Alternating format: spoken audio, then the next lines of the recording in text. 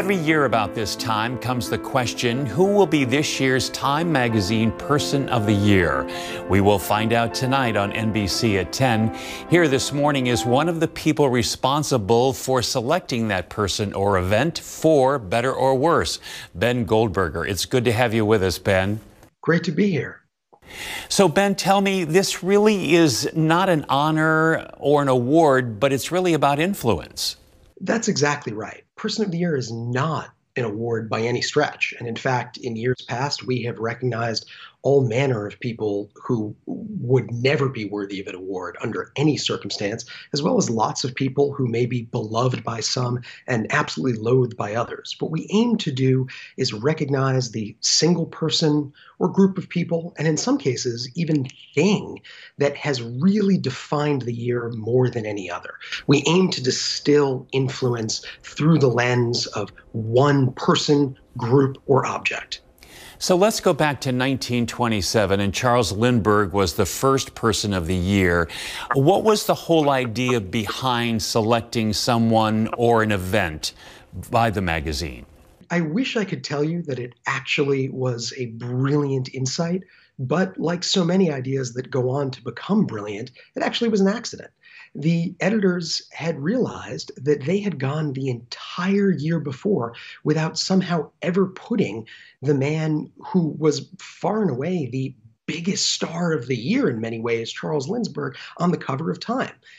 And so they rectified it by naming him Man of the Year as a kind of sum up, thinking, all right, well, we did that. We live to fight another week on the cover, and off we go. Thus, what is now a nearly century-old tradition was born. And I think that one of the reasons it is sustained as long as it has is that, unlike my fantastic predecessors, we actually come to take this responsibility incredibly seriously, and Person of the Year becomes an opportunity for us to put the full weight of our journalistic ambition into telling the stories of the year. Well, who wouldn't want to be a fly on the wall as you're sitting around the table discussing all of this? What's the starting point in the process? It's a great question. The starting point in the process in many ways begins almost immediately after we finish the current years, because it is so exciting to discuss and begin to think about. But it really revs in earnest as summer starts to give way to fall, and we host a huge meeting with all of our correspondents around the world, all of our editorial staff in New York and Washington.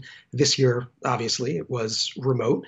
And we solicit nominations from all of them, as well as nominations from former Persons of the Year and other longtime Time contributors. And we just begin the process of debating it and hashing it out. It can get quite contentious at times, but it's also a lot of fun.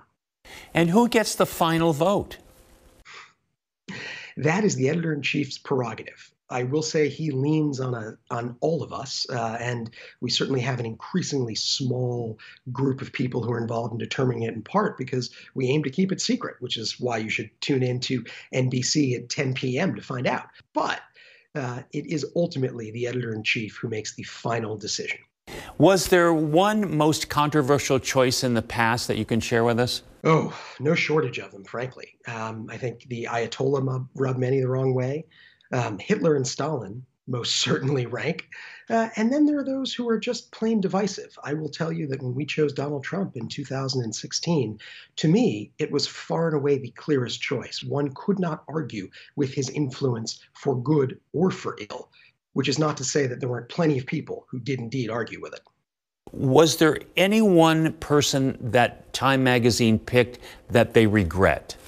Oh, that's a fantastic question. You know, I'd like to think that there aren't choices that we necessarily regret, but there perhaps were choices that we could have made differently, which is not to say that the person who was recognized was the wrong choice.